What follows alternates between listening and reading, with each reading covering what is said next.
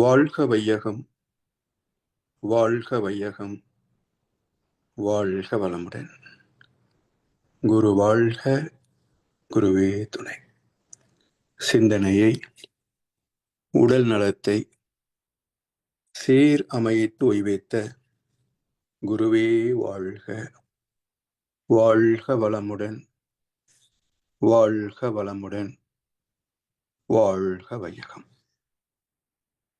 Canada sky yoga அறக்கட்டளையை சிறப்பாக நடத்தி வருகின்ற ஆன்மீக அன்புள்ளங்கள், குறிப்பாக பேராசிரியர் முனைவர் சிவசங்கரம் ஐயா அவர்கள்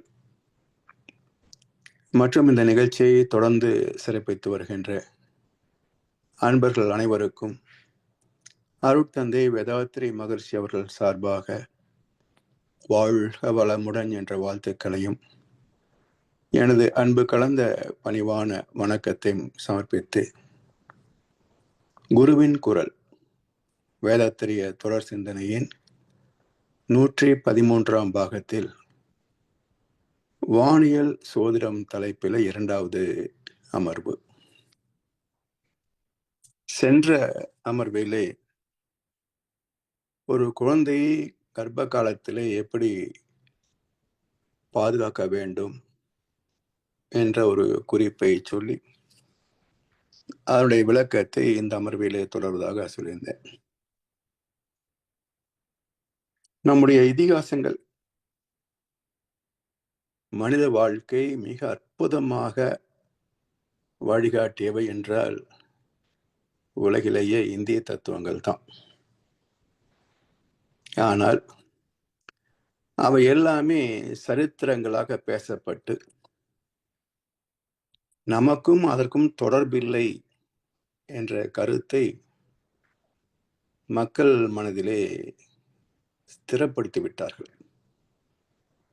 அதனால் இந்த இதிகாசங்களை நம்முடைய வாழ்க்கைக்கு எப்படி பயனாகும் என்ற கோணத்தில் சிந்திப்பதற்கே தெரியவில்லை, சிந்திக்கும் தோன்றவில்லை. அப்படி சிந்தித்து பார்த்தால்தான் பல கருத்துக்கள் நம்முடைய வாழ்க்கையை செம்மைப்படுத்த வந்தவையே. இன்றைக்கு நாம் சந்திக்கின்ற அத்தனை பிரச்சனைகளுக்கும் காரணம் இவையெல்லாம் அறியாமலேயே நாம் வாழ்ந்து முடிந்து போவதனால்தான் என்ற ஒரு கசப்பான அனுபவம் வெளிப்படும், உண்மை வெளிப்படும். அந்த வகையிலே ஒரு கருவை உருவாக்கக்கூடிய கணவன் மனைவி எப்படி இருக்க வேண்டும் என்பதை சென்ற அமர்விலே பார்த்தோம். தாயின் பங்கு மிக பொறுமையும் பெருமையுக்குரியது என்பதையும் பார்த்தோம். ஏன் என்ற கேள்விக்கு தான் விடை தேடுகின்றோம். கர்ப்ப காலம் என்பது வெறுமனே ஒரு கருவை சுமக்கின்ற காலம் மட்டுமல்ல, ஒரு கருவின் வாழ்க்கையை நிச்சயிக்கின்ற காலம். இந்த கர்ப்ப காலத்தில் எப்படி அந்த குழந்தை வளர்கிறதோ பெரும்பாலும் அதை பொறுத்தே அவருடைய வாழ்க்கை அமையும். எனவே இந்த வார்ப்புன்னு சொல்கிறோமே, ஒரு குழந்தையை வார்த்தெடுக்கின்ற ஒரு பொறுப்பும் சிறப்பும் தாய்மை இடத்திலே தான் அமைந்திருக்கிறது. இதை 2 புராண கதைகளிலே நாம் கேள்விப்பட்டிருக்கிறோம். ஒன்று தசாவதாரம், அதிலே 4வது நரசிம்ம அவதாரம். இந்த நரசிம்ம அவதாரத்திலே பிரகலாதன், ஹிரண்ய கர்ப்பன் 2 பேர் தான் முக்கிய கதாபாத்திரங்கள். இந்த பிரகலாதன் கருவுற்ற நிலையில, அப்போ ஹிரண்யன் சொல்றான், நாரதரை துணியாக அனுப்புகிறேன் என்று. அதுக்கான விளக்கத்தை பார்த்தோம். அதாவது அறிவை துணை வைத்தான். நான் ரதன் என்பது, ரதம் என்பது உடல், ரதன் என்பது மனம், நான் ரதன் என்பது மனம் அற்ற நிலை, நோ மைண்ட் ஸ்டேட், அதாவது அறிவு. அப்ப அறிவை துணை வைத்தான் என்பது அதனுடைய ரகசிய அர்த்தம். இப்ப அறிவை துணை வைக்கின்ற போது மனம் அங்க இல்லை. மனம் இல்லை என்றால் அனுபவங்களும் பிரதிபலிக்காது. அனுபவங்கள் பிரதிபலிக்கவில்லை என்றால் இந்த உடல் சார்ந்தவை எதுவுமே அந்த குழந்தையுடைய கருவில புதுப்பிக்கப்படாது. அப்ப தூய்மையே அறிவே தன்மையாக அமைகின்ற போது அந்த அறிவே தெய்வம், அதை தவிர வேறு இல்லை என்ற கருத்து ஸ்திரமாக அந்த குழந்தையின் கருவிலே பதிந்து விடுகிறது. அது மட்டுமல்ல, ஒரு எந்த தாய் தந்தைக்கு கருவாகின்ற சிசுவாக இருந்தாலும் அதனுடைய முதல் பதிவு என்ன என்றால் தெய்வீகம்தான். ஏன் அப்படின்னா, ஒரு தெய்வீக மனநிலையிலே தான் கரு உருவாகிறது. என்ன சொல்லுவாங்க? கண்டு கேட்டு உண்டு உற்று அறியும் ஐம்புலனும் ஒன் தொடி கண்ணே உள என்று வள்ளுவர் சொல்வார். அதாவது அத்தனை புலன்களும் சுருங்கி ஒன்றிலே நிற்கக்கூடிய இடம் தாம்பத்தியம். அது உச்சக்கட்டத்தில் தன்னை மறந்த நிலையிலே தான் ஆற்றல் வெளிப்படுகிறது. இப்ப தன்னை மறந்த நிலை என்ன? எல்லாம் மற என இழந்த நலம் சொல்லாய் முருகா சுரபதி என்றாரே அருணகிரியார். அது என்ன அனுபவம்? பேரின்பம். அப்ப எல்லாம் மறந்த தன்னை மறந்த நிலை என்றாலே பேரின்பம் தான். அப்போ ஒரு தம்பதியரின் பேரின்ப நிலையிலே தான் கருவாவதனால் அந்த கருவின் முதல் பதிவே தெய்வீகம். இந்த தெய்வீகத்தை தான் அது தொடர்ந்து தேடும். இப்ப நம்ம மனம் ஆசைப்படுகிறதுன்னு சொல்றோம். மனம் என்பது என்ன? அறிவு பிளஸ் அனுபவங்கள் ஈக்குவல் டு மனம். அறிவு பிளஸ் அனுபவங்கள் ஈக்குவல் டு மனம். அப்ப இந்த மனம் எதை நோக்கி பயணிக்கிறது? இன்பத்தை நோக்கியே பயணிக்கிறது. எது கேட்டாலும் அதை துய்ப்பதிலே இந்த மனம் ஒரு சுகம் பெறும். அந்த சுகத்தை பெறுவதற்காகவே அதை நாடும். ஆனால் இந்த மனம் நாடுகின்ற சுகத்திற்கு இதெல்லாம் இருக்கு என்று காட்டியது யாரு? வரலாறு, மனிதனுடைய படைப்புகள், இவைதானே. இப்போ ஒரு ஓய்வு நாள் மகிழ்ச்சியா இருக்கணும், என்ன செய்யறாங்க? ஒரு திரைப்படம் போலான்றாங்க. அது மகிழ்ச்சிக்குரிய விஷயமா? உண்மையிலே கிடையாது. யார் யாராகவோ நாம் மாறப்போகிறோம். கதாநாயகன், வில்லன், கதாநாயகி, காமெடி என்று பல கதாபாத்திரங்களாக நாம் மாறப்போகிறோம். இது எப்படி மகிழ்ச்சியாகும்? அப்ப இதெல்லாம் சமுதாயம் ஊட்டி வைத்த மகிழ்ச்சிகள். இதெல்லாம் சுகம், இன்பம் என்று சமுதாயம் நமக்கு திணித்து வைத்திருக்கிறது. காரணம் என்ன என்றால், இந்த மனம் தேடுகின்ற இன்பம் என்பதை அடையாளம் கண்டவர்கள் ஞானிகள் மட்டுமே, சித்தர்கள் மட்டுமே. வேறு சாதாரண மனிதர்களுக்கு அது தெரியாது, விஞ்ஞானிகளுக்கும் தெரியாது. அப்ப மனம் இன்பத்தை தேடுகின்ற பயணத்தில் பல பொருட்களை, உறவுகளை, வசதிகளை நாம் அறிமுகப்படுத்துகிறோம்.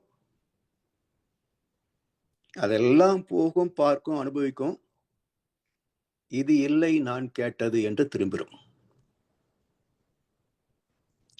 அதுக்கு என்ன சொல்றோம்? நம்ம சலிச்சிருச்சுன்றோம். சலிக்கல, நான் தேடுவது இது அல்ல என்று திரும்பி விடுகிறது. மனசுக்கு அதுல நாட்டம் இல்லை.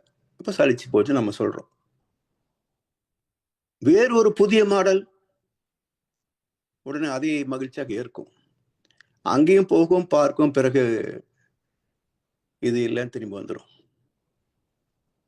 அப்ப மனதின் ஓட்டம் எதுவரைக்கும் நீடிக்கும் என்றால் தன் மூலத்தை சந்திக்கின்ற வரைக்கும் ஓடிக்கொண்டேதான் இருக்கும். எப்படி கடலிலிருந்து ஆவியான நீர் மேகமாகி கனத்த கனமேகங்களாகி மழையாகி பொழிந்து அருவி, ஆறு, ஓடை, கான்வாய் என்று பல நிலைகளில் பயணித்தாலும் அதன் பயணம் எங்கே நிறைவு கடலின் சங்கமத்தில் முடிந்து போகிறது. அதற்கு மேல் நதிகள் ஓடாது. அப்ப எங்கே பிறந்ததோ அங்கே சங்கமித்து விட்டால் அதன் ஓட்டம் நிறைவு பெற்று விடுகிறது. அதே போல எங்கே இருந்து தன் பயணத்தை தொடங்கியதோ இந்த ஆத்மா, அங்கே முடிகின்ற போது இதன் பயணமும் முடிந்து போகிறது. இதன் ஆசைகளும் அற்று போகிறது. கேட்க நினைக்காத மனம் ஒன்று கிடைக்கின்ற இடம் தெய்வ தரிசனம். அதுக்கு மேல மனம் எதையும் கேட்பதில்லை. எனவே இது மனமாக வாழ்ந்து கொண்டிருந்தாலும் கூட அதன் நோக்கம் என்ன என்றால் தன் மூலத்தை நாடுவதே, பேரின்பத்தை நிலைப்பதே. அதனால் அதன் காரணம் என்ன என்றால் முதல் அனுபவமே தெய்வீகம். இப்ப ஒரு முறை ஒரு இனிப்பு சாப்பிட்டுறோம், மறுபடியும் அது கிடைக்காதான்னு தேடுறோம் இல்லையா? எங்கேயாவது அதை காண வாய்ப்பு கிட்டினால் உடனே அது என்ன விலையானா வாங்கி சாப்பிடுறோம் இல்ல? அப்ப அன்றைக்கு மாதிரி இது இல்ல ஒரு ஒரு விமர்சனம் செய்யறோம் இல்லையா? அப்ப மனதின் இயல்பே ஒன்றை துய்த்து விட்டால் அது போல் மேற்றும் ஒன்றை தேடும். அப்படி தேடக்கூடிய அத்தனை பொருட்களிலே உயர்ந்தது எது? கருவாகின்ற போது பெற்ற தெய்வீகம். அதை நோக்கிய ஓட்டம் தான் மனிதனுடைய வாழ்க்கையே, மனதின் ஓட்டமே. அதை காட்டுவதற்காகத்தான் இங்க ஹிரண்யன் மனைவி ரேணுகா தேவி கருவுற்ற உடனே அந்த கர்ப்ப காலம் முழுவதும் அறிவின் நினைப்பிலேயே, அறிவின் துணையிலேயே வாழ்ந்து விடுகிறாள். அதனால் அந்த குழந்தை எந்த அனுபவ பொருட்களிலேயும் மனம் செலுத்தவில்லை. அது மட்டுமல்ல, ஹிரண்யன் நான் தான் கடவுள் என்று சொல்ல போதும் அவன் ஏற்றுக்கொள்ளவும் இல்லை. கடைசி வரைக்கும் தான். அப்ப காரணம் தாயின் கருவில் வளர்ந்த அனுபவங்கள். இதே போல இன்னொரு காட்சியை கொடுத்தாங்க மகாபாரதத்துல. அபிமன்யு கதாபாத்திரம்.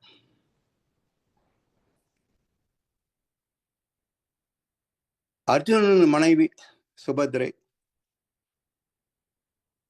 கருவுற்ற காலகட்டத்துல அர்ஜுனன் குழந்தைக்கு தனுர்வேதங்களை எல்லாம் கற்றுத்தருகிறான். தனுர்வேதம் என்பது யுத்த பயிற்சிகளை பற்றிய ஒரு சாஸ்திரம். அதுல பல யுத்த முறைகள் எல்லாம் சொல்லி தருகின்றான். யுத்தங்களில் அமைக்கப்படுகின்ற வியூகங்களை பற்றி எல்லாம் விளக்கி சொல்லுகின்றான். அதுல ஒரு நாள்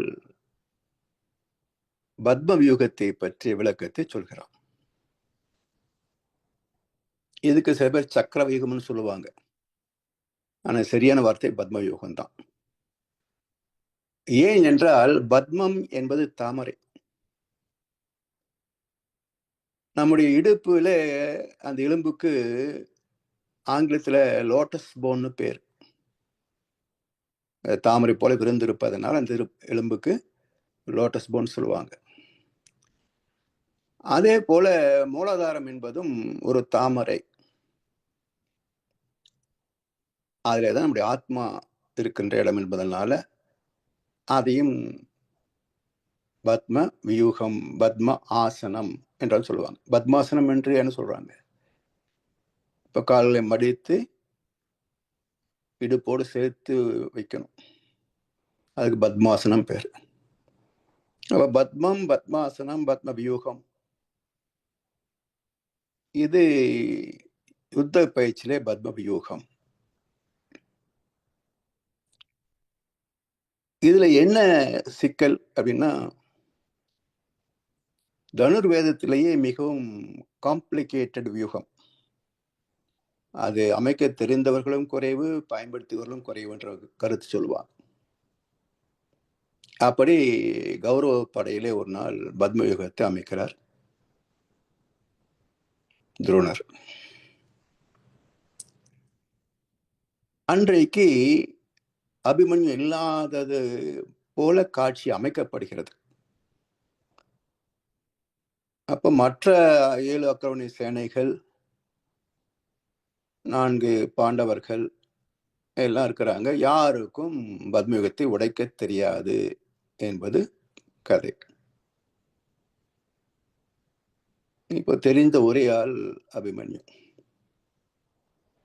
இப்போ தர்மன் சொல்றான், அபிமன்யு நீ வியூகத்தை உடை.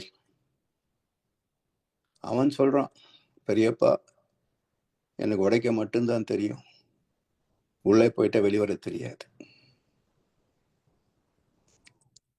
இதுல இந்த முடிச்சை ஏன் நம்ம யோசிக்கணும் அப்படின்னா, லேசா சில கேள்விகள். தாயின் கர்ப்பத்தில் இருக்கிற போது வியூகத்திற்குள் பிரவேசிக்கிறத பத்தி சொல்லித்தந்தான் அர்ஜுனன்.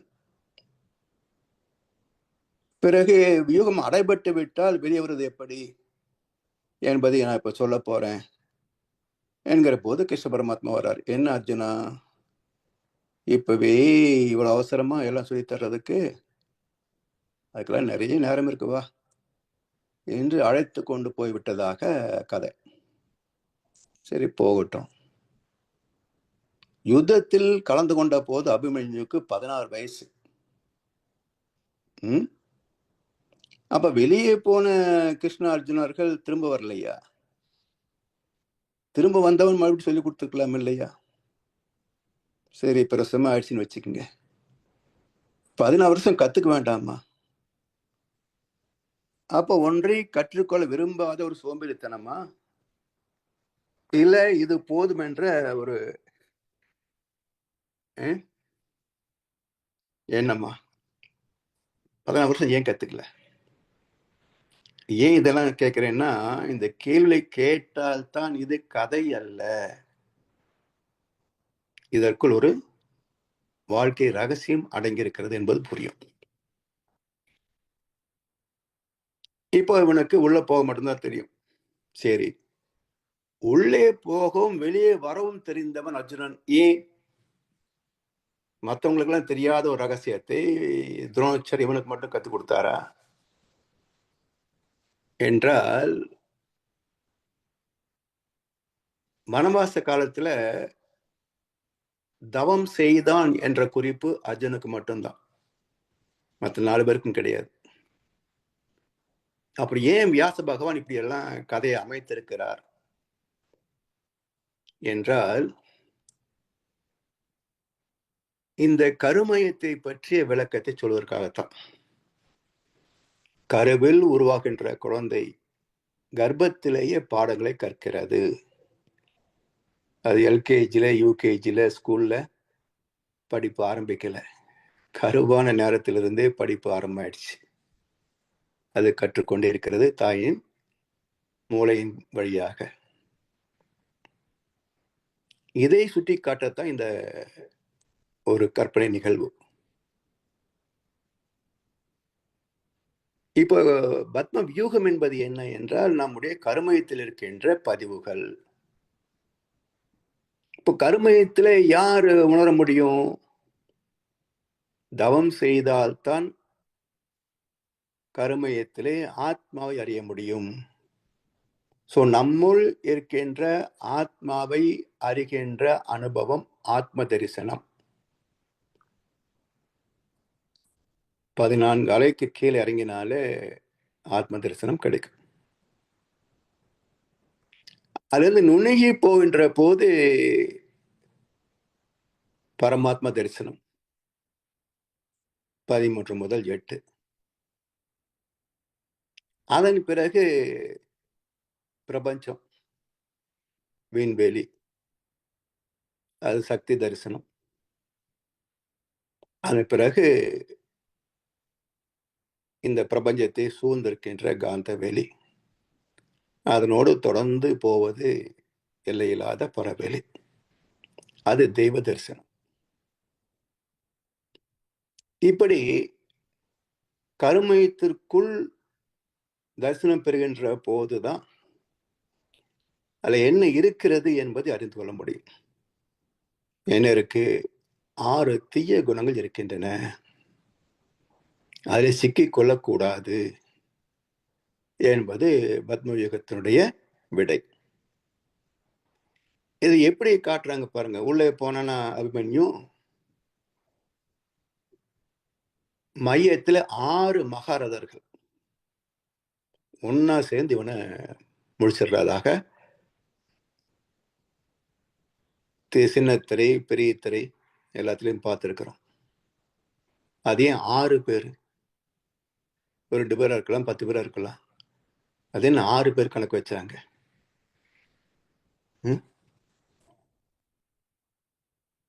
துரோணாச்சாரியார், அஸ்வத்தாமன், கிருபர், கர்ணன்,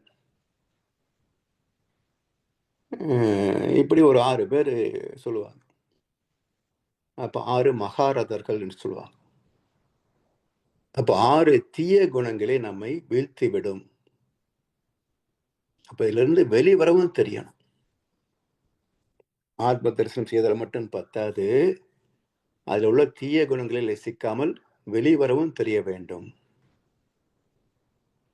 அப்ப அபிமன்யு சொல்லி கொடுத்த பாடம். அப்பா சொன்னாங்க, கருமயத்திலிருந்து கேட்டுக்கிட்டான். ஆனா தவம் செய்ததாக குறிப்பு இல்லை. அபிமன்யு தவம் செய்தான்னு சொல்லி எங்கேயுமே பாரதத்துல குறிப்பு கிடையாது. அது அர்ஜுனுக்கு மட்டும்தான் உண்டு. எனவே தவம் செய்தால்தான் பத்மயுகத்தை பிரவேசிக்கவும் வெளிவரவும் முடியும். எப்படி 2 புராண கதைகளிலே 2 கதாபாத்திரங்கள் மூலமாக ஒரு குழந்தை வளர்க்கின்ற காலத்திலேயே அது எல்லா அனுபவங்களையும் பெறுகிறது தாய் வழியாக என்ற ஒரு ரகசியத்தை நமக்கு சொல்லிச்சிருக்கிறாங்க. இதை இன்று வரைக்கும் இங்க ஒரு 2 வாரத்துக்கு முன்னாடி ஒரு திரைப்படம் போயிருந்தோம். ஏதோ படம். அந்த திரைப்படத்துல 100% வச்சுங்களேன், திரைப்படம் 90% ஒரே வெட்டு குத்து அறிவால் தான். இதை பார்த்து வெளியேறும்போது ஒரு தம்பதிகள் அந்த நிறைமாத கர்ப்பிணியா இருக்கிறாங்க. அந்த இப்போ இதை பார்த்துட்டு போய் டெலிவரி ஆச்சுன்னா அந்த குழந்தை புத்தர் பொம்மை கேட்குமா, துப்பாக்கி பொம்மை கேட்குமா? அப்ப சமுதாயத்தில் வன்முறைகள் பெருகுவதற்கான காரணம் என்ன என்றால், இது போன்ற தேவையற்றது மட்டுமல்ல, தீயவற்றை பார்ப்பது, கேட்பது, படிப்பது, ரசிப்பது. இன்றைக்கு திரைப்படங்களை பாருங்களேன். எந்த இந்திய திரைப்படமாவது பார்க்கக்கூடியதாக இருக்கிறதா? 10க்கு 9 படங்கள் எல்லாம் ஒரே ஃபன் கல்ச்சர், கன் கல்ச்சர் தான். கதையோ, நடிப்போ, நகைச்சுவையோ, சோக காட்சியோ கிடையாதுங்க. இன்னைக்கு வர எல்லா பாட்டும் டோயிட் பாட்டு மட்டும்தான். எங்க சோக பாட்டு இருக்கா, ஒரு நகைச்சுவை பாட்டு இருக்கான்னு பாருங்க. அது மாதிரி கதையே இல்லையே. அப்ப இதெல்லாம் பார்க்கின்ற குழந்தைகளுக்கு அதே பாவனை வருவதனால பொறுமை என்பதே காணாமல் போய்விட்டது. எல்லாம் ஆத்திரம், வேகம், கோபம் இப்படித்தான் இருக்கு. இப்ப இதற்கான காரணங்களே தேடமில்லை. ஏதோ சனியை எனக்கு பிறந்திருக்கு, ஏதோ சனி எனக்கு பிறந்திருக்குன்றாங்களே தவிர, இது ஒரு சனி என்பது அது தெரியுது. இந்த சனிக்கு, இந்த பெரிய சனிக்கு தான் ஒரு சனியன் என்பது தெரியறதில்லை. எல்லா அப்பா அம்மா இன்னும் தங்களை பெரிய தெய்வீக பிறகுகளா நினைச்சுக்கிறாங்க. குழந்தைகள் மட்டுமே தவறு செய்வதாக அவங்களை நிந்திப்பதும் குறை சொல்வதும் இங்க உள்ளதான் அங்க வரும். விதை ஒன்று போட்டா செடி ஒன்றா முளைக்கும். சட்டியில் உள்ளது அகப்பையில, புத்தியில் உள்ளது வார்த்தையில, போட்டதுதான் முளைக்கும் தோட்டத்துல. அப்ப இதை புரிந்து கொள்ளாமல் குழந்தைகளை குறை சொல்வதில் முட்டாள்தனமே தவிர கொஞ்சம் கூட உண்மை இல்லை, அர்த்தம் இல்லை. அதனால் தான் சொல்கிறேன், ஒரு பெண்ணின் பொறுப்பு மிக மிக மிக மிக அதிகம். அந்த பொறுப்பு இல்லை என்றால் குழந்தை பெத்துக்காம இருக்கிறது சால சிறந்தது. உலகத்துக்கு செய்யற நன்மை மட்டுமல்ல, உங்களுக்கு நீங்களே செய்து கொள்கின்ற நன்மை. ஏன்னா ஒரு திருவாத்தனை பேத்துட்டா எவ்வளவு கஷ்டம்ன்றது தெரியுது இல்லையா? நல்ல குழந்தைகள் இருந்தால் சிறப்பு, இல்லை என்றால் நாம சாகிற வரைக்கும் வருத்தம் தானே, கவலை தானே, பிரச்சனை தானே. சனி வெளியே போன எந்த பிரச்சனை கொண்டு வருவானு பயந்துட்டு இருக்கணும். அப்ப இதுக்காக பிறந்தோம். சாகிற வரைக்கும் கஷ்டப்படவா பிறந்திருக்கிறோம்? யோசிக்கணும் இல்லையா? இது எல்லாம் தான் தீர்வாக நம்முடைய ஞானிகள் நமக்காக சொல்லி சென்றது, எழுதி சென்றவை தான் இதிகாசங்கள். இதை பயன்படுத்தவில்லைன்னு சொன்னா குறை யாருதுங்க? யாரும் சொல்ற கதைகளை மட்டும் நம்புறோம். ஆனா சாஸ்திரங்களை படிக்கவோ சிந்திக்கவோ, யாராவது சொல்கின்ற கருத்தை கேட்டு அதை நல்லதா கெட்டதான்னு ஆய்வு செய்து பார்த்து நல்லா இருந்தா ஏற்றுக்கொள்ளவோ அப்படிதான் இருக்கா? அப்புறம் வாழ்க்கை எப்படி நல்லா இருக்கும் சொல்லுங்க? பிறகு அந்த கிரகம் சரியில்லை, எந்த கிரகம் சரியில்லை.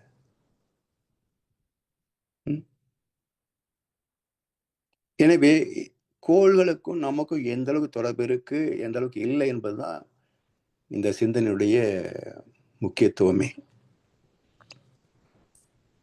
எனவே கர்ப்ப காலம் என்பது ஒரு வேள்வி காலம் என்று சொல்லுவோம். ஒரு வேள்வி காலம். அது மட்டுமல்ல, சாந்தி முகூர்த்தம் நிகழ்ச்சி இருக்கு இல்லையா, திருமணத்துக்கு பிறகு. இப்போ பொதுவாக சாந்தி முகூர்த்தம் என்பது எந்த நேரத்தில் வைக்கிறாங்க? இரவு 10 மணி 11 மணிக்குள்ள வச்சிடறாங்க. அது பிரம்ம முகூர்த்தத்தில் தான் வைக்கணும். இன்றைக்கும் சில குடும்பங்கள் இருக்கிறதாக நான் கேள்விப்பட்டேன். ஏன் அந்த அமைப்பு என்றால், ஏற்கனவே சொல்லியிருந்தாலும் கூட இதை மறுபடியும் நினைவுபடுத்திக் கொள்ளுங்க. பிரம்ம முகூர்த்தம் காலை 3 மணிக்கு பிறகு. அந்த நேரத்தில் சுக்கிரனுடைய அலைகள், சுக்கிரன் பூமிக்கு நேர்பகுதியில் வரும். ஏன்னா அது 225 நாளைக்கு ஒரு சுற்று முடிக்கும். பூமி 365 நாளைக்கு ஒரு சுற்று முடிக்கும். ஆனால் அதனுடைய ஓட்ட தூரம் 6 கோடி மைல் ஆரம், பூமிக்கு 9 கோடி மைல். அப்போ வேகம் இருந்தாலும் அந்த தூரத்தை கணக்கெடுக்கின்ற போது கிட்டத்தட்ட இரண்டும் ஒரு வேகத்தில் ஒரு நேர்கோட்டிலேயே பயணிக்கும் என்பது ஒரு கருத்து. இப்போ இதை புராண கதைகளை சொல்லி வச்சாங்க. வானிலை வெள்ளி முளைத்தது என்று சொல்வார்கள். அது மட்டும் இல்லை, இதற்கு முக்கியமான ஒரு கருத்து சொல்லி வச்சாங்க ராமாயணத்துல. என்ன கதை? கௌதம முனிவர்களை எப்பவும் 3 மணிக்கெல்லாம் இருந்துச்சு பிரம்ம முகூர்த்தத்துல சந்தியாவந்தனம் பண்ண போயிருவாங்க. அப்படி கௌதமர் போயிட்டார். அவர் போன உடனே கௌதமர் வேடத்துல இந்திரன் உள்ள வந்தான். இப்போ ஒரு 2 வகையான கருத்துக்கள் உண்டு. அங்க வியாசருடைய பாரதத்துல கொஞ்சம் அறிவியல் பூர்வமாக இருக்கும். யோசிப்பும் இல்லை யாரா இருந்தாலும். என்னடா வீட்டுக்காரர் இப்பதான் வெளியே போனாரு, மறுபடியும் உள்ள வந்துட்டாரு, ஏன் திரும்பி வந்துட்டீங்க கேட்பமா இல்லையா? அப்படி யோசித்தால் அகலிகை ரிஷி பத்தினி அல்லவா? பூவோடு சேர்ந்த நாறு மணக்கும் என்பது போல முனிவோடு சேர்ந்த மனைவி கொஞ்சம் ஞானம் வந்திருக்குமா? அப்படி கண்டு கொண்டால் வந்தவன் கணவன் அல்ல, இந்திரன். இந்திரன் சொன்னான், மேலோகத்து தேவ கன்னிகையிலேயே கூட உன்னை மாதிரி அழகை நான் பார்த்ததில்லை. என்ன அப்படி என்ன அழகு? ஏற்கனவே 2 குழந்தைகள் பெற்றவ இந்த அகலைய அம்மா. ஏற்கனவே 2 குழந்தைகளுக்கு அம்மா. ஸோ இந்த இந்திரனுக்கு ஆண்டியை பிடிச்சிருக்குது. சரி விடுங்க. இப்ப இந்த மாதிரி என்ன நினைச்சாங்க,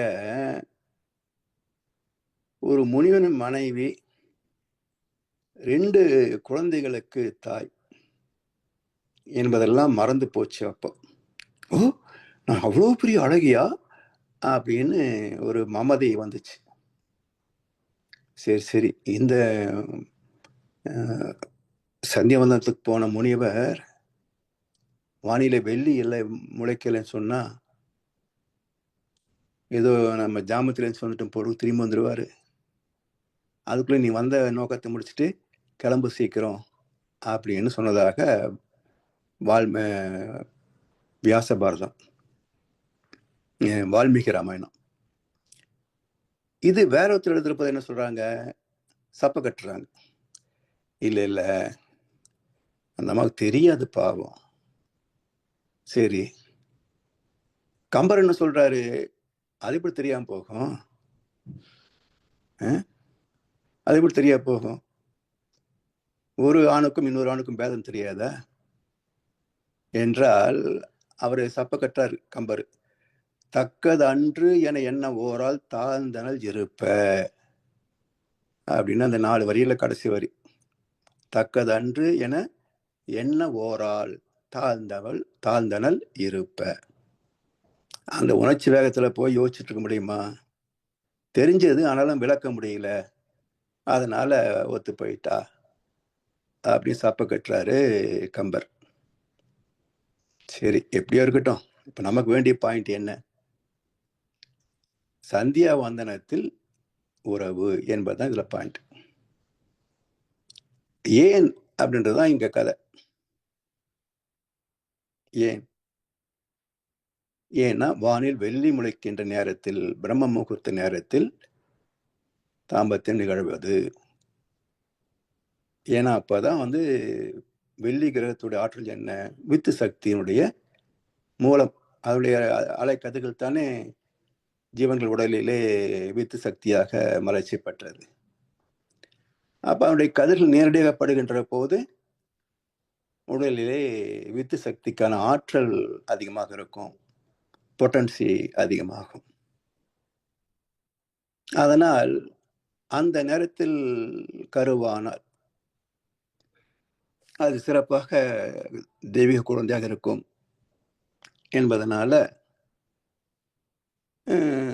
பிரம்ம முகூர்த்தத்திலேயே சாந்தி முகூர்த்தம் மட்டுமல்ல, தினசரி வாழ்க்கை அமைய வேண்டும் என்பது நம்முடைய இதிகாசங்கள் வகுத்து தந்த அற்புதமான வாழ்க்கை முறை.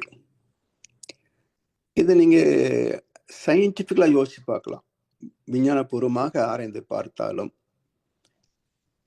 இதுல என்ன நன்மை இருக்கு? தீமை எதுவுமே கிடையாது, நன்மை மட்டும்தான். என்ன இருக்கு? ஒன்று, இரவு முழுவதும் நல்லா தூங்கிய உடம்பு புத்துணர்ச்சியோட தெம்பா இருக்கும். அதே நேரத்தில் மனசு தூங்கியதுனால பிரச்சனைகள் அது இதெல்லாம் மறந்து போய் ஒரு தெளிவான நிலையில இருக்கும், அமைதியாக இருக்கும் மனசு.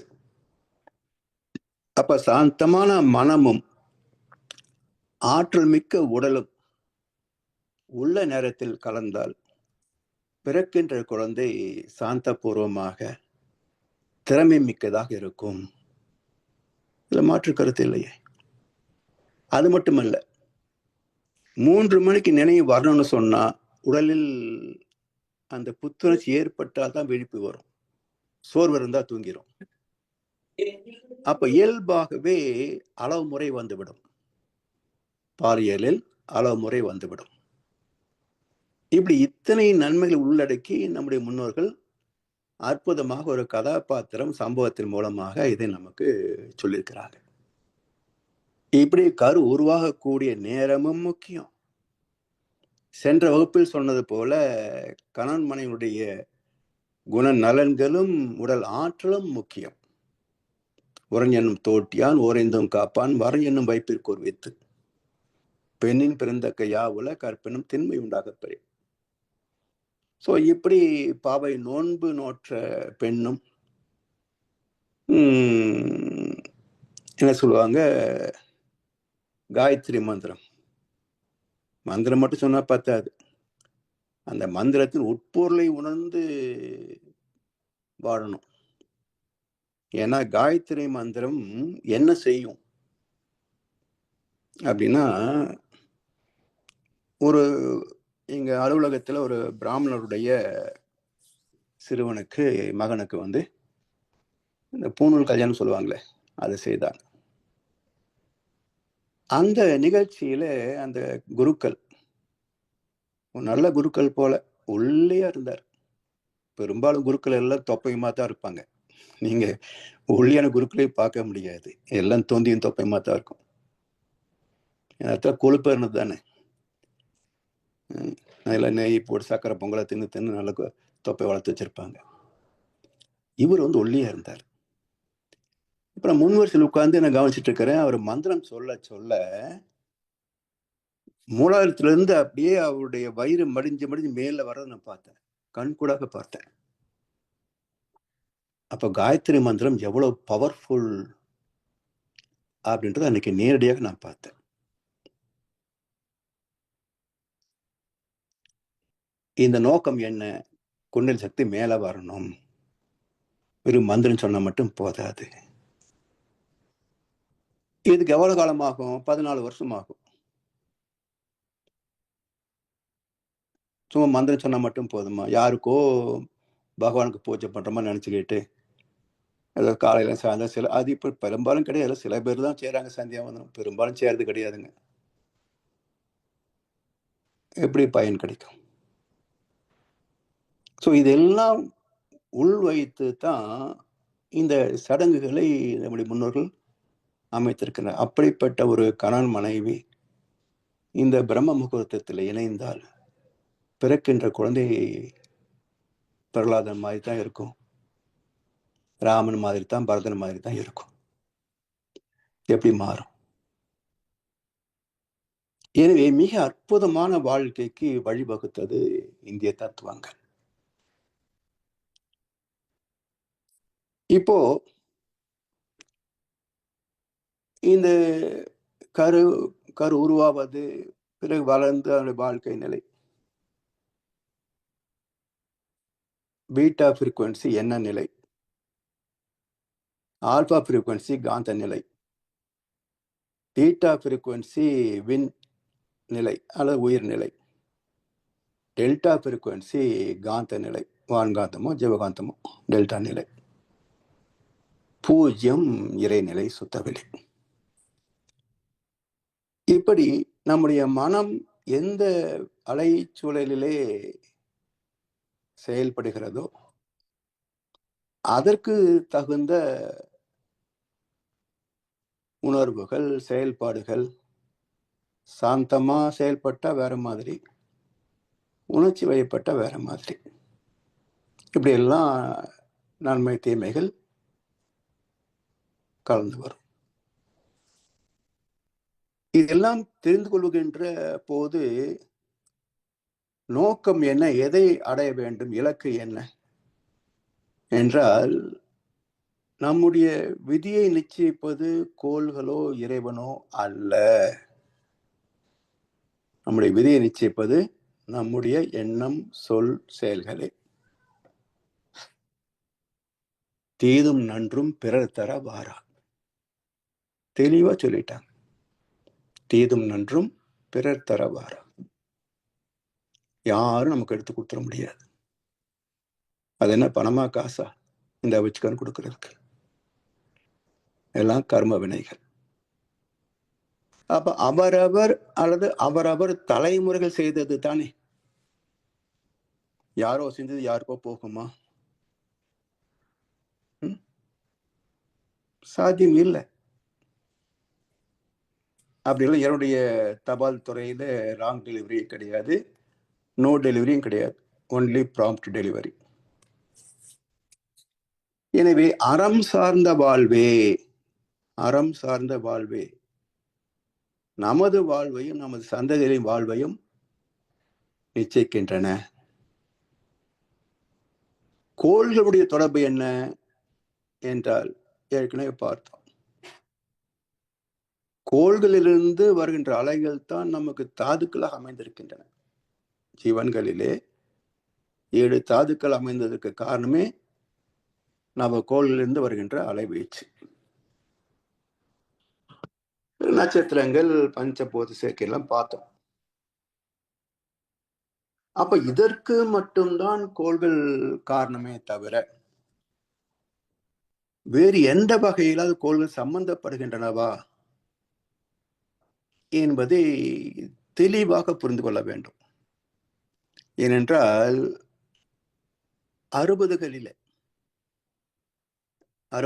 எல்லாம் நான் 5வது 6ஆம் வகுப்பு படிக்கிற போது ஜோதிடர்கள் வீட்டுக்கே வந்த ஜோதிடம் சொல்லுவாங்க. உட்காந்துட்டு வந்து யாரும் அங்க போக மாட்டாங்க, எல்லாம் அவங்க தொழில் இருப்பாங்க. இவங்களும் ஜோதிடரை பார்த்து சொல்லுவாங்க, இவர் பார்த்து தொழில் செய்துக்கிட்டு அப்படியா அப்படியான்னு கேட்டுட்டு விளக்கம் பேசிக்கிட்டு தொழில் செய்வாங்க.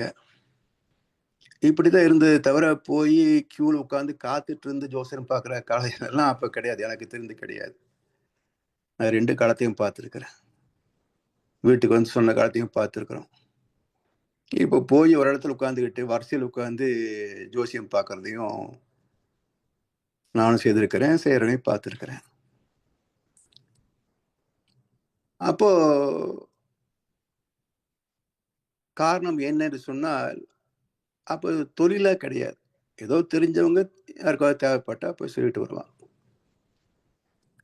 ஆனா இன்றைக்கு யூடியூப்ல பாருங்களேன், மாத்தி மாத்தி யார் யாரோ எல்லாம் அவருக்கு எந்த அளவுக்கு தெரிஞ்சிருக்கும் கூட தெரியாது, ஏதோ தலைப்பு போட்டு ஒவ்வொரு கிரகம் வந்தா போது உடனே அது இதுன்னு ஏதோ கிரகங்கள் தான் நம்முடைய தலையெழுத்தை நிச்சயிக்கிறதுன்ற மாதிரி ஒரு பிரம்மையை மக்கள் மனதில் புகுத்தி வச்சிருக்கிறாங்க. நான் ஒரு முறை ஜோதிடம் பார்க்க போன போது ஒரு அம்மா, எனக்கு முன்னாடி வந்த சின்ன பொண்ணு தான், என்னை விட சின்ன பொண்ணு தான், எனக்கு ஒரு 40-45 வயசு இருக்குன்னு நினைக்கிறேன். அப்போ வந்து அந்த பொண்ணுக்கு இருந்தால் ஒரு 25 வயசு இருக்கும். எனக்கு முன்னாடி வந்தவங்க பார்க்காம உட்காந்துருந்தாங்க. நீங்கள் தான் நம்ம முன்னாடி இருந்தீங்க அப்படின்னு.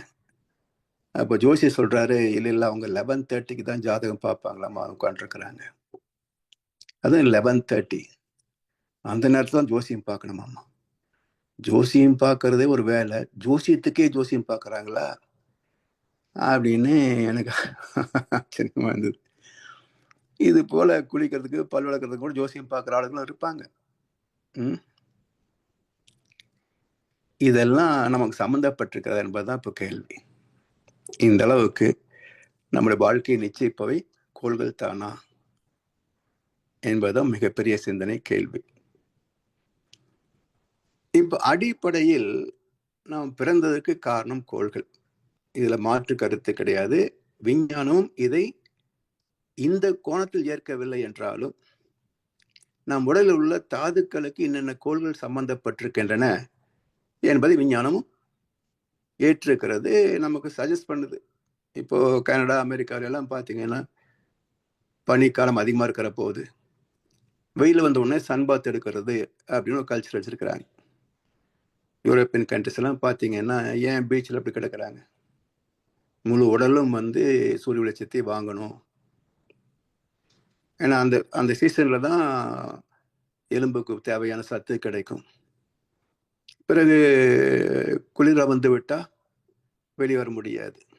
அப்போ எலும்புக்கான சத்து கிடைக்காது என்பதை உலகம் முழுவதும் தெரிந்து வச்சிருக்கிறாங்க. அப்போ சோதிட ரீதியாக கோள் நமக்கு தொடர்புடையது என்று ஏற்றுக்கொள்ளவில்லை என்றாலும் தாதுக்கள் ரீதியாக அது சம்பந்தப்பட்டிருக்கின்றன என்பதை அறிவியலும் நிரூபித்திருக்கிறது. சரி, இப்ப அடுத்தது என்ன என்றால், இந்த கோள்கள் வந்து நிலைத்தவை அல்லவே, எல்லாமே மிதந்து உருண்டு ஓடிக்கொண்டிருக்கக்கூடிய கோள்கள் தான். எதுவுமே நிலைத்தது எதுவுமே பிரபஞ்சத்தில் கிடையாது. ஒன்றை சார்ந்துதான் இன்னொன்று இயங்கிக் கொண்டிருக்குமே தவிர எதுவுமே நிலையாக இந்த பிரபஞ்சத்தில் எதுவுமே கிடையாதுங்க. எல்லாமே மாறிக்கொண்டிருக்கக்கூடியதுதான். அது மட்டுமல்ல, இப்போ சிம்பிளா ஒரு உதாரணம் பாருங்களேன். ஒரு விமானம் பறக்கிறத நம்ம கீழ இருந்து பார்க்கிறோம். எவ்வளவு வேகத்துல போகுது சொல்ல முடியுதா? பார்த்துட்டே இருக்கிறோம். ஒரு இங்கேருந்து இங்க வர்றதுக்கு 2 நிமிஷம் ஆகுது அப்படின்ற மாதிரி நாம கணிப்பு தெரியுது. அப்ப நீங்க ஒரு கோடு போட்டு பாருங்களேன். அது இருக்கிற நீங்க பார்க்கிற நேரத்துக்கு ஒரு நேரம் கோடு போடுங்க. 2 நிமிஷம் கழிச்சு அது எங்க இருக்குதுன்றது நேரத்துக்கு ஒரு கோடு போடுங்க. அப்படியே விரிஞ்சு 35,000 அடி தூரத்துக்கு போனீங்கன்னாக்கா எவ்வளவு தூரம் இருக்குன்னு நினைக்கிறீங்க? 1000 கிலோமீட்டர் வேகம். 60 நிமிஷத்துக்கு வகுத்து போடுங்க. கிட்டத்தட்ட எவ்வளவு வருங்க? 15 கிலோமீட்டருக்கு மேல வருதா? அப்போ ஒரு நிமிஷத்துக்குள் அது 15 கிலோமீட்டர் ஓடிடுது. ஆனா நாம இங்கிருந்து பாக்குறதுக்கு சின்ன ஒரு ஆர்க் மாதிரி தான் தெரியுது. 1 அடி 2 அடி அளவு தான் தெரியுது. ஆனா அது போனது 15 18 கிலோமீட்டர் தூரம். அது போல ஒவ்வொரு கோளும் பாத்தீங்கன்னா தலை தெறிக்க ஓடிட்டு இருக்குது. 75,000 மைல் வேகம் நம்ம பூமி ஓடுகின்ற மணிக்கு ஓடுகின்ற வேகம் 75,000 மைல் பர் அவர். எப்படி இருக்கும் பாருங்க. 75 மைல் ஸ்பீட்ல வண்டி போனாலே நமக்கு எப்படி இருக்குன்னு தெரியுது. 75,000 மைல் ஸ்பீட்ல ஓடுது பூமி, எப்படி இருக்கும்? அப்போ நிமிஷத்துக்கு எவ்வளவு தூரம், எவ்வளவு கோணம்? இது போல நவகோள்களும் தலை தெறிக்க ஓடிட்டு இருக்குது. ஒரு சொடுக்கு நேரத்துக்குள்ள அது சில மைல் தூரம் ஓடிடும். அப்ப தொடர்ந்து கோணங்கள் மாறிக்கொண்டே இருக்கும். கருவான அந்த செகண்டில் இருந்த இடம் அடுத்த செகண்ட் இருக்காது. அதனால்தான் இரட்டை குழந்தைகளே ஆனாலும் 1 by 1 தான் வெளியே வரும். அதுக்குள்ள நேரம் மாறுது இல்லையா? கோள்கள் மாறுது இல்ல?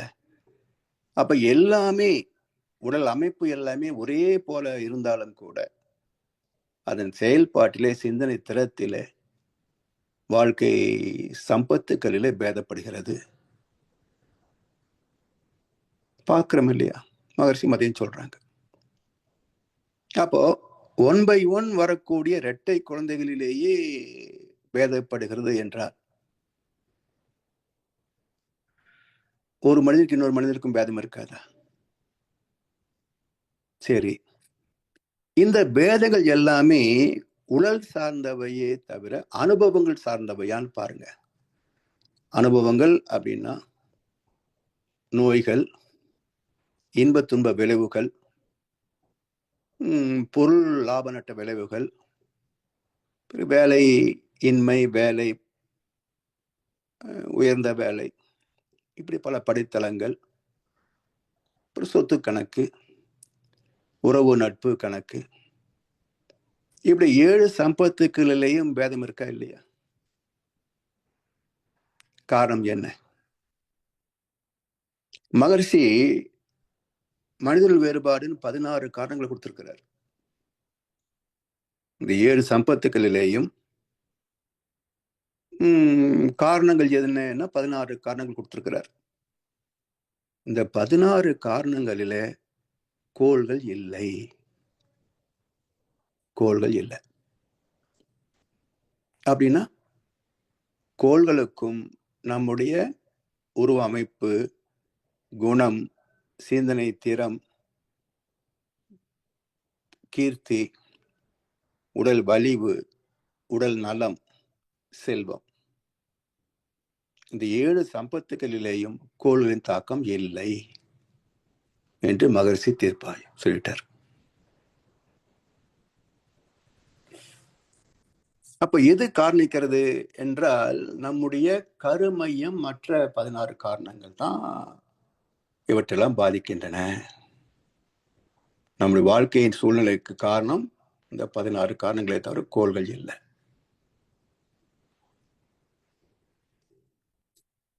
இப்போ கோள்கள் இப்போ ஜோதிட சாஸ்திரத்தின்படி சனி திசையோ இல்ல குரு ராகு திசையோ இருக்குன்னு வச்சுங்களேன். இப்போ நம்ம பேதங்கள் தெரியுது இல்லை? எதிர்பாராத நன்மைகள், எதிர்பாராத பிரச்சனை வருதா இல்லையா? அப்ப திடீர்னு ஏன் வருவானே ஒரு கேள்வி இருக்கு இல்லையா? அப்போ இந்த நன்மை தீமைக்கும் சனிக்கோ குருவுக்கோ செவ்வாய்க்கோ சம்பந்தம் இருக்கிறதா? அதுவும் பார்க்கணும் இல்லை? அப்படி பார்க்கின்ற போது மகிழ்ச்சி சொன்ன மாதிரியே 2050-60 ஆண்டுகளுக்கு முன்பு வள்ளுவ பெருந்தகை சொல்றார். என்ன? ஒரு மனிதனுக்கு இயற்கை அமைப்பின்படி நன்மைகள் தான் சாஸ்வதம். இன்பமே இயற்கையிலே எங்கும் எதிலும் எப்போதும் நிறைந்துள்ளது அனுபவத்திற்கு என்று மகரிஷி ஒரு கவியில சொல்றார். அதே வள்ளுவர் சொல்லி இப்படி நிறைந்திருக்கின்ற சுகத்தில ஒரு குறை வருகிறது என்று சொன்னால் காரணம் என்ன? எல்லா ஜீவன்களுக்கும் மனிதர்களுக்கும் வாழ்நாள் முழுமைக்கும் சுகம் மட்டுமே சாஸ்வதம்.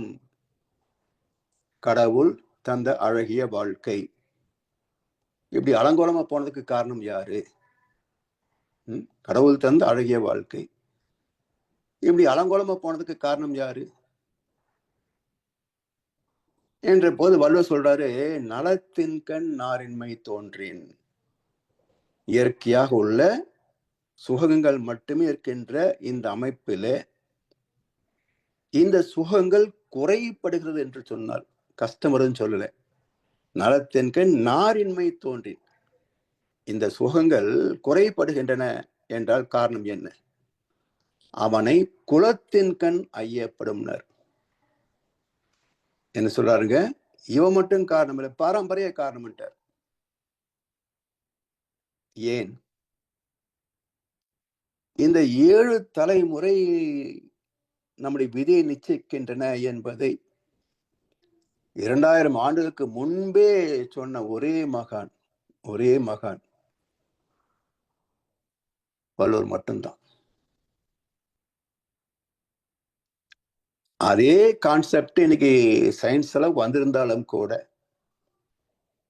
அது எப்படி நம்முடைய வாழ்க்கை பாதிக்கின்றன என்பதை வள்ளுவருக்கு பிறகு விரிவுபடுத்திய மகான் வேதாத்ரி மகர்ஷி மட்டும்தான். மற்றவங்களாம் அப்படி இப்படி கலந்து ஏதோ பண்ணி வச்சிருக்கிறாங்க. அவ்வளோ தெளிவான விளக்கம் என்று சொன்னா வள்ளுவர் பிறகு மகர்ஷி தான். அப்ப நலத்தின் கண் நாரின்மை தோன்றின் அவனை குலத்தின் கண் ஐயப்படும். ஏன் அப்படின்னா இன்றைக்கு நாம் சந்திக்கின்ற 7 சம்பத்துக்களின் ஏற்றத்தாழ்வுகளுக்கும் பரம்பரையே காரணம்.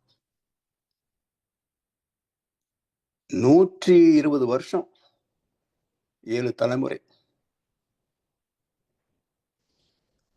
அதுல இருந்து 140 அதிகபட்சம் சொல்வார். ஸோ 7 தலைமுறை என்பது மாற்றம் இல்லாத ஒரு கருத்து. 120 140 என்பது மாற்றத்துக்கு உட்பட்ட ஒரு கணக்கு தான். ஆனா 7 தலைமுறை ஸ்திரமானது. அப்போ ஒரு தலைமுறை நம்பர் 1ல செய்த நன்மைக்குரிய புண்ணிய பலனோ அல்லது மற்றதற்குரிய பாவ பலனோ தனக்கோ அல்லது மற்ற 6 தலைமுறைகளுக்கோ வருவதை இவரே பார்க்கலாம். எப்போ 120 ஆண்டுகள் வாழ்ந்தால் ஒரு மனிதனுடைய தீர்க்காயுசு 120 இல்லையா? அப்ப 120 ஆண்டுகள் வாழ்ந்தால் நான் செய்த செயலுக்குரிய விளைவு எனக்கோ என் பேரப்பிள்ளைகளுக்கோ வருவதை கண்கூடாக பார்க்கலாம்.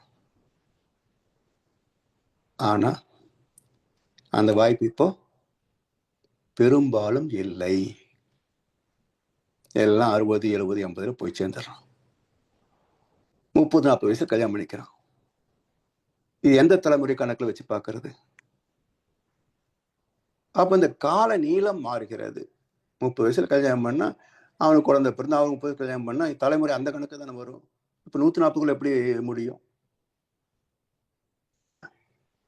அது 200 வருஷத்துக்கு போயிடும். அப்ப இந்த 7 தலைமுறைகளுக்குள் வரக்கூடியதை 20 வயசுக்கு ஒரு திருமணம் என்று கரெக்டா அது இயற்கை நீதிப்படி செய்தால் இந்த கணக்கு பொருந்தி வரும்.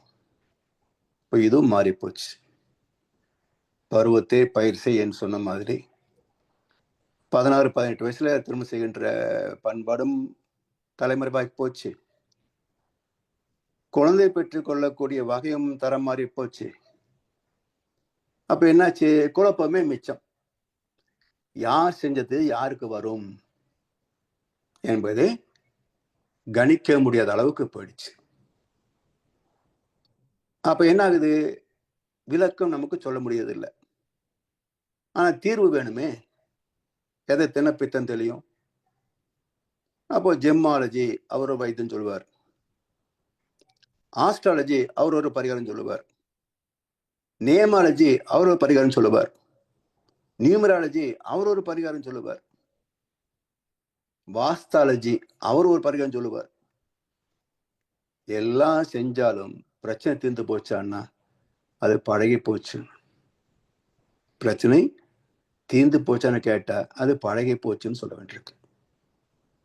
அப்ப இதற்கான காரண காரியங்கள் என்ன?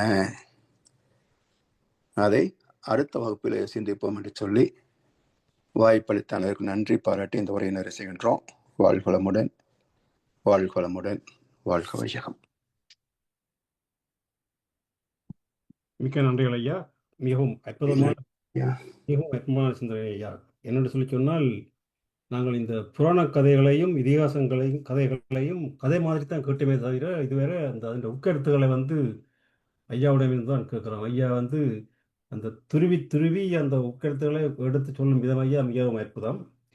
அடுத்ததாக ஐயா இன்னொன்றை பார்த்தேன்னு சொல்லி சொன்னால், கடைசியாக பார்க்க எல்லாத்தையும் கோள் அந்த நட்சத்திரங்கள் எல்லாத்தையும் பார்த்து கடைசியாக வரைக்கும் பார்த்தால் ஐயா ஒன்று சொன்னீங்க என்று சொன்னால், நமது விதியை நிச்சயிப்பது நாங்கள் தான். அதாவது எங்களுடைய சிந்தனை, சொல், செயல் தீதன் மற்றும் பிறந்தரவரா அப்படின்னு ஒரு கருத்து சொன்னீங்களா ஐயா, மிகவும் அற்புதம். அதோட அறம் சார்ந்த வாழ்வே நமது சந்ததியின் வாழ்க்கையை எமது வாழ்க்கையையும் நிச்சயிக்கின்றன. இதான் ஐயா அந்த அதனுடைய ரிசல்ட். மிகவும் அற்புதம் ஐயா. ஐயாவுடன் உங்களுடைய கருத்துக்களை பகிர விரும்புபவர்கள், கேள்வி கேட்க விரும்புபவர்கள் கைகளை உயர்த்தி கேட்டுக்கொள்ளலாம்.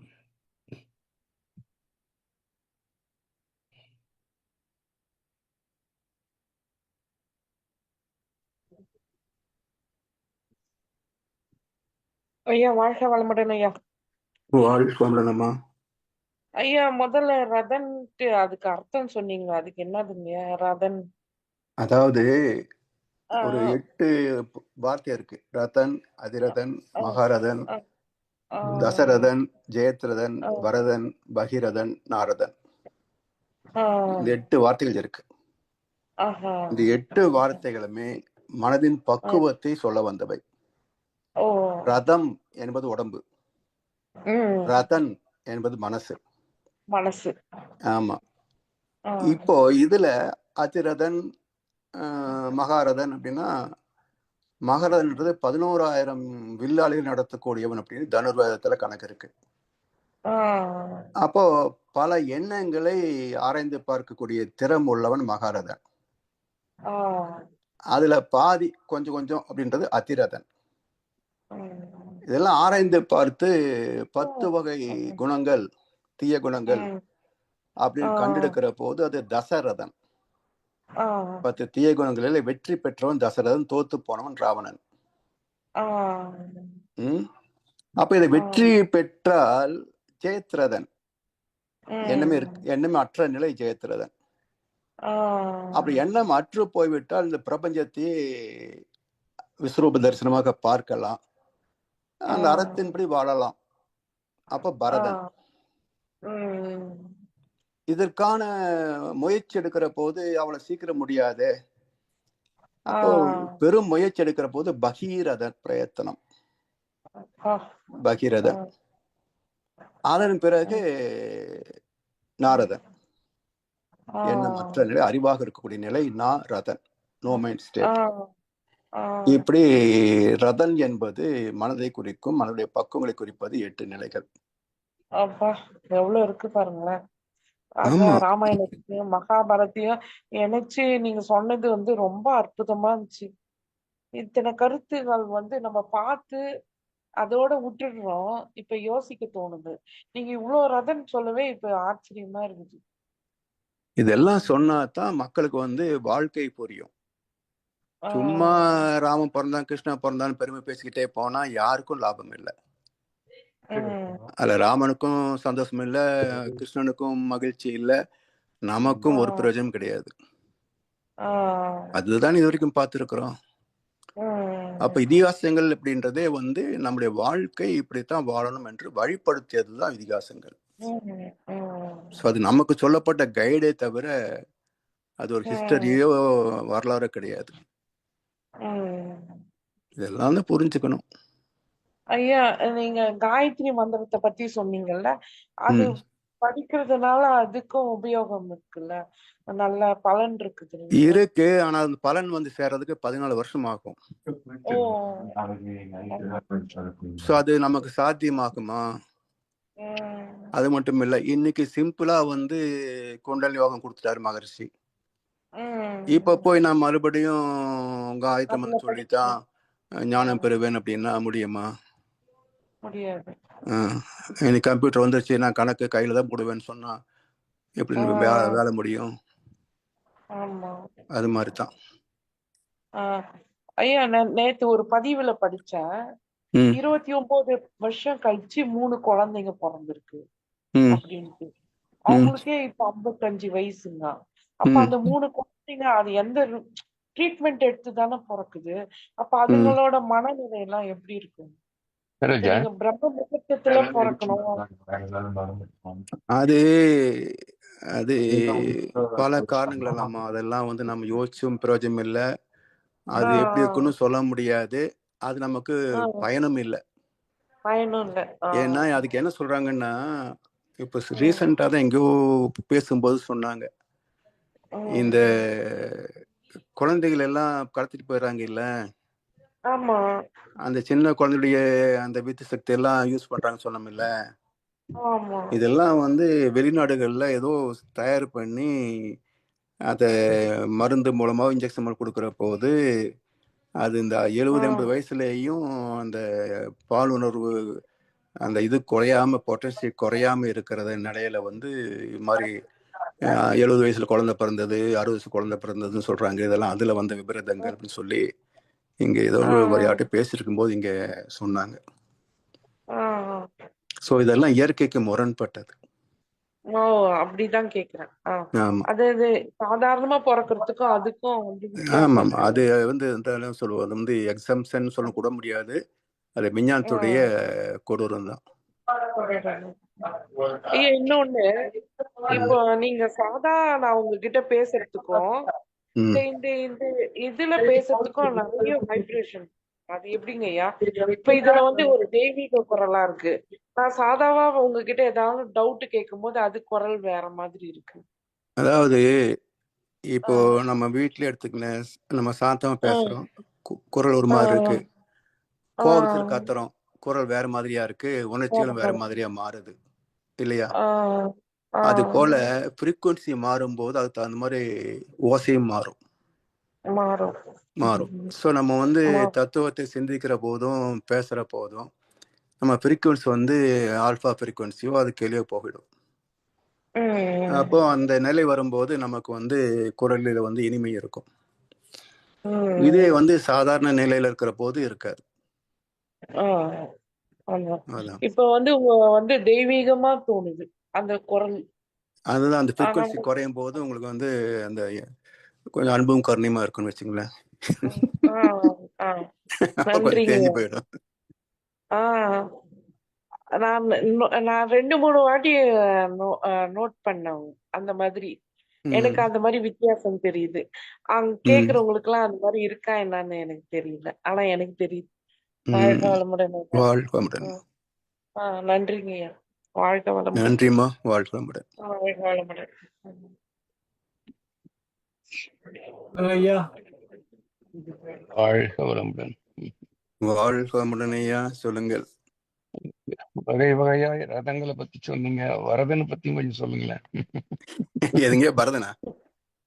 வரதன் வரதன் வரதன் பரதன் வந்து விரதம் ரெண்டுத்துக்குமே. வரதன் வந்து அது இதுல வரல.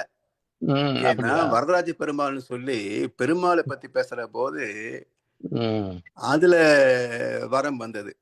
ஓகே. ஆனா வரம் தரும் ராஜன் வரதர் அப்படின்னு சொல்லுவாங்க. ஆமா, ஏன்னா வரம் என்ற சொல்லு இதுல பக்தி மார்க்கத்துல வருது இல்லைங்களா? ஆமாங்க ஐயா. அப்படி வரும்போது வரம் தரும் பெருமாள் அப்படி சேர்ந்தது. ஒரு பாடல் கூட இருக்குய்யா காஞ்சிபுரத்துல, வரதா வரதா வர வேண்டும், வந்து தரிசனம் தர வேண்டும், காஞ்சி மூஞ்சி கறி வரதா, கேட்ட வரங்களை கொடு வரதான்னு. அது ஒரு பாடல் பாடுவாங்க. அதான் அதுக்கு நீங்க நிறைய அனலைஸ் பண்ணி இருக்கிறதுனால வரதனுக்கு ஏதாவது ஒரு காரணம். மகிழ்ச்சியோட ஐயா பேரும் வரதன் தானே? அது ஒண்ணு. இப்ப விரதம்க்கும் அதுக்கு ஏதாவது அனாலிசிஸ் இருக்கா? விரதம். ஆமா, விரதம் என்பதும் மனதை கடந்து போவது தானே. விராடன் வார்த்தைக்கு விரதம்னு சொல்லுவாங்க. விரதம் அப்படின்றது வந்து உடல் உணர்ச்சிகளை வந்து முறைப்படுத்தக்கூடியது, உடம்பை வந்து சுத்தப்படுத்தக்கூடியது விரதம். விரதம். Okay okay okay. விரதம் வந்து உடம்பு. சரிங்க. வாழ்க்கை வளமுடன். ரொம்ப நன்றி ஐயா. வாழ்க்கை வளமுடன் ஐயா. வாழ்க்கை வளமுடன். ஐயா ஒரு சின்ன கேள்வி ஒன்று சொல்லி சொல்லுங்க. சொன்னால் இந்த இரட்டை குழந்தைகளை பற்றி சொன்னீங்கள். அதாவது வந்து இரட்டை குழந்தைகள் வந்து இருவரும் ஒரே மாதிரி இருப்பதில்லைன்னு சொல்லி, அதுலயே எனக்கு ஒரு கேள்வி ஒரு சந்தேகம் வந்து சொல்லி சொன்னால், இந்த கர்ம வினை பதிவுகள் வந்து தாய் தந்தையரிடமிருந்து தான் பிள்ளைகளுக்கு வருதுன்னு சொல்லி, ஆமா, அப்படி இருக்கும் பொழுது இரட்டை குழந்தைகள் பொழுது அப்ப தாய் தந்தையிட்ட இருந்து அந்த வினைப்பதிவுகள் குழந்தைகளுக்கு வருகிறது. அப்ப அது வந்து இப்ப 2 குழந்தைக்கும் வந்து இப்ப ஒரு 100% இருக்க வந்து 2 பேர் தயார் பண்ணிட்டு அந்த 100%ல வந்து 2 பேருக்கும் வந்து அப்படி ஒரு பெர்சன்டேஜ் அப்படி 50-50 அப்படி எப்படி ஏதாவது இருக்கா? இல்லாட்டி அது இதுல என்ன சொன்னா முழுக்க 99% ஒண்ணா இருக்குங்க ஐயா. ஆனா அந்த கோள் இடம் மாறுவதனால கொஞ்சம் கோணம் மாறுது இல்லையா? அந்த அளவுக்கு பேதப்படும். அப்படி ஐயா பார்க்க இப்ப 2 குழந்தை பிள்ளை முழுக்க அவைகளோட வாழ்க்கை 2ம் ஒரே மாதிரி அமைவதில்லை. இரட்டை குழந்தைகளா? ஆமா. அப்ப அந்த கர்ம வினை பதிவுகள் வந்து ஒரே மாதிரி அவை டிரான்ஸ்ஃபர் பண்ணப்பட்டால் அந்த வாழ்க்கை வந்து கர்ம வினை பதிவுகளுக்கு ஏற்ற மாதிரி தானே வாழ்க்கை அமைகிறது. அப்படி ஐயா இதுல பாத்தீங்கன்னா இப்ப வந்து 2 இதுக்கும் பேதம் இருக்கிறதுக்கு இன்னொரு காரணம் பாத்தீங்கன்னா, உயிரணுக்கள் வந்து 2 அணுக்கள் 2 குழந்தைக்கு காரணம். ஆண் உயிரணுக்கள்ல 2 அணுக்கள் குழந்தைகளுக்கு காரணம். இப்போ எவ்வளவு 5 மில்லியனா என்னவோ ஒரு கணக்கு சொல்றாங்க. அவ்வளவு அணுக்கள் வந்து ஒரு டிஸ்சார்ஜ்ல போகும். ஆனா உள்ள போறப்போது என்ன ஆகுது, ஆந்திவே வந்து எல்லாமே நிறைய வந்து அந்த வலுவிழந்து போயிடும். அந்த நீச்சல் போட்டியில தோத்துரும். கடைசியில போய் சேர்றது ஒண்ணுதான் சேரும் பெரும்பாலும். அந்த ஒன்று தான் வந்து கருவுறுதல். இப்போ சமயத்தில் 2 ஒரே சமயத்தில் போயிடுமா, அப்போ இரட்டை குழந்தைகளாக வருது. அப்போ 2 உயிரணுக்கு உள்ள போகும்போது 2 உயிரணுக்குள்ளேயும் பேதம் இருக்கலாம், மிக நுட்பமான பேதங்கள் இருக்கலாம். அதே போல கோள்களும் இடம் மாறி போகுது. அப்போ இந்த 2 பேதங்களும் சேர்ந்து 2 குழந்தைகளுடைய வாழ்க்கையில பேதங்கள் இருக்கலாம்.